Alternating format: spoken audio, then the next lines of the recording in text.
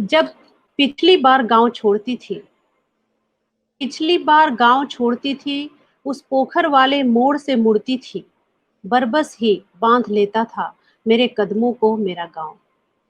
जब पिछली बार गांव छोड़ती थी, उस पोखर वाले मोड़ से मुड़ती थी, बरबस ही बांध लेता था मेरे कदमों को मेरा गांव।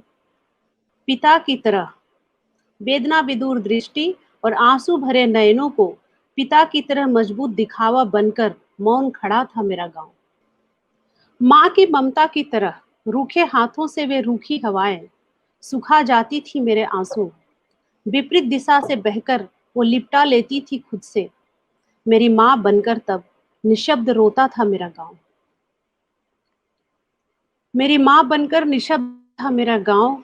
दिनहीन, अनपढ़, अनगढ़ मेरा वो मैला कुचैला गांव मेरे शनील की खुशबू से सहम गया सा लगता था।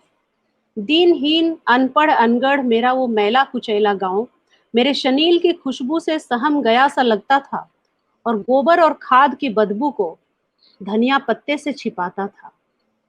तंग गलियों और कच्चे रास्तों के लिए जैसे वही जिम्मेदार है।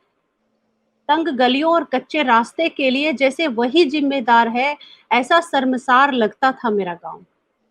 मेरी लाल बत्ती वाली गाड़ी के साथ सेल्फी लेकर अपनी झेप मिटाता था। उसको खबर थी कि अब मेरा लौट कर आना है मुश्किल।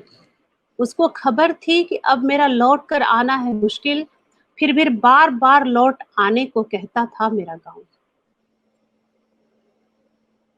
कोई कीमत नहीं उन चीजों की मेरे लिए।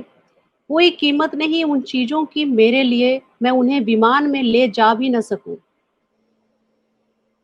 मैं उन्हें विमान में ले जा भी न सकूं, पर तुलसी, नीम और खट्टे बेरों की सौगातें जुटाता फिरता था मेरा गांव।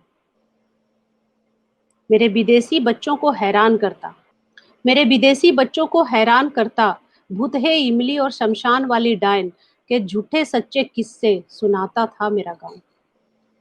कितने अधूरे प्रेम प्रसंगों और मेरी कितनी शरारतों और शैतानियों को मुस्कुराकर झेल लेता था गांव। माँ जब तंग आकर मारने दौड़ती तो अपने आगोश में छुपा लेता था गांव। मेरे बचपन के इस खजाने को लेकर मुझे मचलता खोजता फिरता था गांव। मेरे बचपन के इस खजाने को लेकर मुझे मचलता खोजता फिरता था गांव। धन्यवाद।